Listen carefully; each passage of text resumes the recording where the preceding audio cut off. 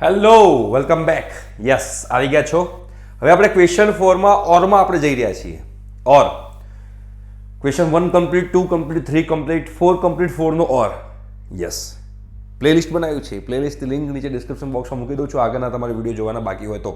Winter 2022નું આપણે paper solution કરી રહ્યા છીએ. ઓરની વાત કરી રહ્યા છીએ. શો ધેટ આ કન્ટિન્યુઅસ પાર્શિયલ ડિફરન્શિયલ ઇક્વેશનનું એક્ઝામ્પલ છે. શું કહે છે બેટા? જુઓ, સિમ્પલ જ છે. આમાં તો બહુ ટાઈમ વેસ્ટ કરવાની જરૂર છે જ નહીં. એકદમ સ્પીડમાં તમને આવડવું જોઈએ.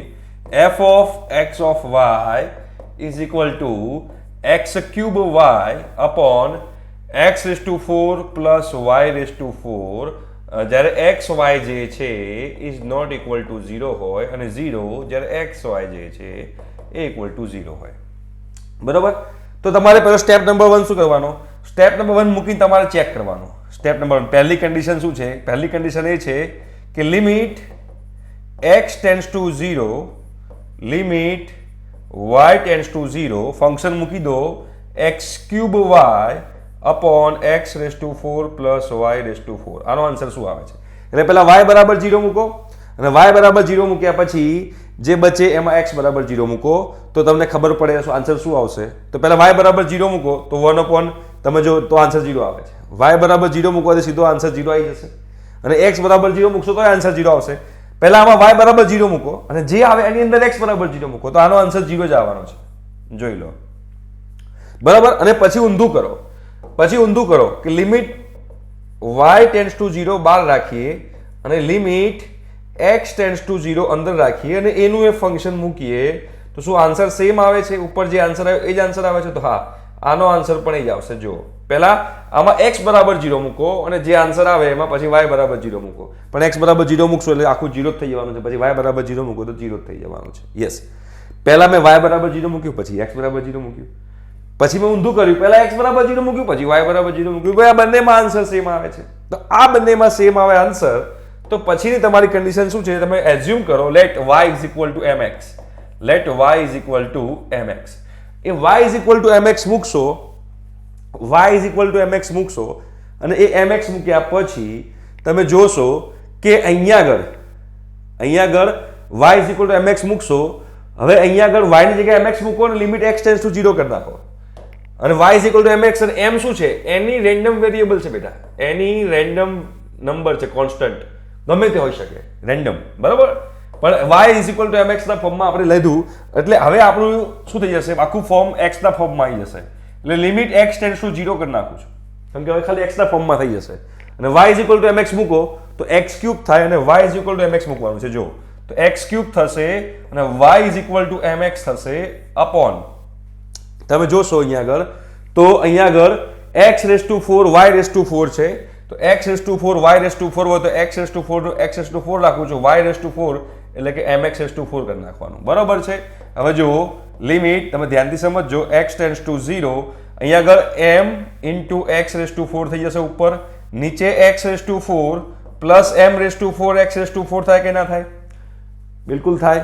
હવે તમે જોશો અહીંયા બેટાની અંદર તો લિમિટ x ટેન્ડ્સ ટુ 0 અહીંયા આગળ x raise to 4 into m છે, નીચેથી હું x રેઝ ટુ 4 કોમન કાઢું તો 1 પ્લસ m રેઝ ટુ 4 બચે. x raise to 4 x raise to 4 cancel થઈ ગયું. તો તમારો આન્સર શું આવ્યો? તમારો આન્સર એ આવ્યો કે boss limit x tends to 0 m upon 1 plus m raise to 4. હવે આનો આન્સર કોઈ દિવસ 0 આવવાનો જ નથી. આનો આન્સર કોઈ દિવસ 0 નહીં આવે કે m પર ડિપેન્ડ કરે છે. x ગાયબ થઈ ગયું. હવે આમાં x છે જ નહીં તો x બરાબર 0 મૂકાશે જ નહીં. તો આનો આન્સર 0 ના આવ્યો. તો બોસ આમ તો આનો ફંક્શનનો આન્સર 0 આવે છે, આનો ફંક્શનનો આન્સર 0 આવે છે, પણ જ્યારે હું y અને x વચ્ચે કોઈ રિલેશન લાવી અને મૂકું છું તો આન્સર 0 નથી આવતો. મતલબ કે this function is not continuous. This function is not continuous. જો આના જોડે ગુણાકારમાં કોઈ x બચતો હોત, આના જોડે ગુણાકારમાં કોઈ x બચતો હોત, x ટેન્ડ્સ ટુ 0 છે, x બરાબર 0 મૂકો તો આનો આન્સર 0 થઈ જાત. પણ કોઈ x બચતું જ નથી બચતું તો આ તમારો આન્સર થયો m plus 1 plus m raise to 4. દાવ થઈ ગયો ને? તો એનો મતલબ એમ થયો કે બોસ આ ફંક્શન કન્ટિન્યુઅસ નથી. Okay, simple. ક્વેશ્ચન 4b તરફ જઈએ આપણે બેટા.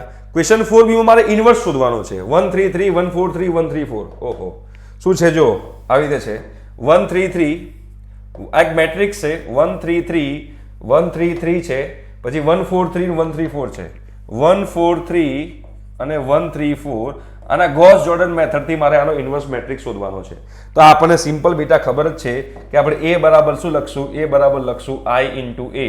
એમાં a એટલે આપણો મેટ્રિક્સ જે છે એ મેટ્રિક્સ 1 3 3 1 4 3 1 3 4 ઇઝ ઇક્વલ ટુ અહીંયા i તરીકે શું આવશે? આઈડેન્ટિટી મેટ્રિક્સ 1 0 0 0 1 0 0 0 1 બરાબર. અહીંયા આવશે a. હવે તમારે આને શું બનાવવાનો? હવે તમારે આને બનાવવાનો આઈડેન્ટિટી મેટ્રિક્સ. અને તમે આને બનાવશો આઈડેન્ટિટી મેટ્રિક્સ તો જે તમારે રો ઓપરેશન કરવાના, કોલમ ઓપરેશન નહીં કરવાના. જે તમારે રો ઓપરેશન આમાં કરવા પડે એના જ રો ઓપરેશન તમારે આમાં કરવાના. બસ પતી ગઈ વાત. એટલે તમારો મેળો પાર થઈ જાય. પહેલા તમારે શું કરવું પડશે? આને અને આને 0 બનાવવું પડશે. તો r2 બરાબર શું લખાશે? r2 બરાબર r2 માઇનસ r1 લખાશે. અને r3 બરાબર શું લખાશે બેટા? r3 બરાબર r3 માઇનસ r1 લખાશે. કેમ કે r1 ને r2 માં બાદ કરું ને આમાં બાદ કરું બંને 0 બની જાય છે. જુઓ તો બંને 0 બનશે. નેક્સ્ટ સ્ટેપ શું આવશે તમે જોઈ લો. આ 1 0 0 થઈ જશે કેમ કે હું એને 0 બનાવવાનું ટ્રાય કરું છું. 3 3 નું 3 3 રહેશે. તો અહીંયા હું 3 3 કરી નાખું છું તો અહીંયા 3 3 થઈ જશે બરાબર. 4 માઇનસ 3 1 થાય. ઓકે તો 4 માઇનસ 3 1 થાય. Very good. અને 3 r3 માઇનસ r1 છે તો 3 માઇનસ 3 0 થઈ જશે. તો આ 0 થઈ જશે. Very good. અહીંયા જોશો તો 3 માઇનસ 3 0 થઈ જશે.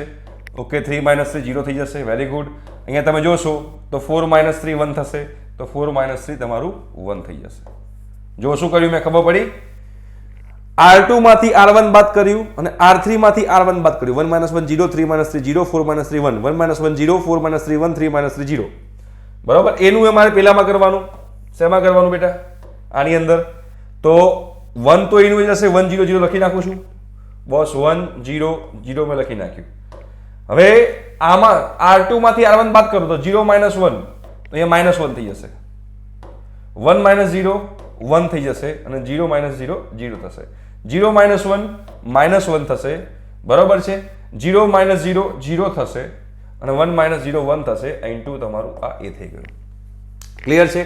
હવે 1 બની ગયો. યસ આ 1 બની ગયો તો આની નીચે પણ 0 હોવું જોઈએ, આની ઉપર પણ 0 હોવું જોઈએ. મતલબ કે મારે આને 0 બનાવવાનું છે. અમારે એને 0 બનાવવાનું હોય તો મતલબ શું લખાશે કે r1 બરાબર r1 માઇનસ 3 r2 ના લખાય?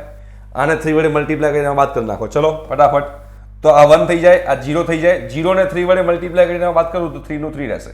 બાકી બધું 0 1 0 0 0 1 ઇઝ ઇક્વલ ટુ આમાં પણ એવું જ માઇનસ 3 વડે આને 3 વડે મલ્ટીપ્લાય કરો -3. આમાંથી બાદ કરો 1 માઇનસ માઇનસ 3 4 થઈ જાય. આને 3 વડે મલ્ટીપ્લાય કરો 3. આમાંથી બાદ કરો તો -3 થઈ જાય. આ 0 નું 0 રહેશે. -1 1 0 રહેશે. -1 0 1 રહેશે. અને અહીંયા તમારે એ થઈ ગયું. હવે ખાલી કઈ વસ્તુ બાકી રહી? આને તમારે 0 બનાવવાનું બાકી છે. હવે એને તમારે 0 બનાવવાનું બાકી હોય તો શું લખાય? r1 બરાબર r1 માઇનસ 3r1 કરવું 3r3 કરવું પડે. કેમ કે આને 3 વડે મલ્ટીપ્લાય કરીને બાદ કરો તો ફાઇનલ શું આવશે? અહીંયા 1 0 0 0 1 0 0 0 1 આવી જશે. અહીંયા આગળ શું આવશે જો? તો અહીંયા આને 3 વડે મલ્ટીપ્લાય કરો તો -3 4 માઇનસ -3 પ્લસ 7 થાય. 3 વડે મલ્ટીપ્લાય કરો 0 જ રહેશે એટલે -3 રહેશે. 3 વડે મલ્ટીપ્લાય કરો તો +3 0 માંથી +3 બાદ કરો તો -3 થાય. -1 1 0 થાય. -1 0 1 થાય. અને આ તમારું એ થયું. તો i બરાબર a ઇન્ટુ આ તમારો થઈ ગયો a ઇન્વર્સ. અને એ તમારો a ઇન્વર્સ થયો તો a ઇન્વર્સ બરાબર કંઈક આપણે એવું લખી શકીએ 7 -3 -3 -1 1 0 -1 0 1 બરાબર છે. આ જે છે એ આપણો આન્સર છે a ઇન્વર્સનો. Right? This is called Gauss Jordan method. આપણે એને આઈડેન્ટિટી મેટ્રિક્સમાં કન્વર્ટ કર્યું. ક્લિયર છે? તો આપણે અહીંયા આગળ 2 ક્વેશ્ચન સોલ્વ કર્યા. કયા ક્વેશ્ચન સોલ્વ કર્યા? Question 4a 4b 2 question solve કર્યા. હવે આપણે વાત કરશું ક્વેશ્ચન નંબર 4c ની, જે ડબલ ઇન્ટિગ્રલ પર છે. મલ્ટિપલ ઇન્ટિગ્રલ જે ક્વેશ્ચન છે, 7 માર્ક્સનો ક્વેશ્ચન છે. એના માટે તમારે આવવું પડશે નેક્સ્ટ લેક્ચરમાં. ત્યાં સુધી બાય.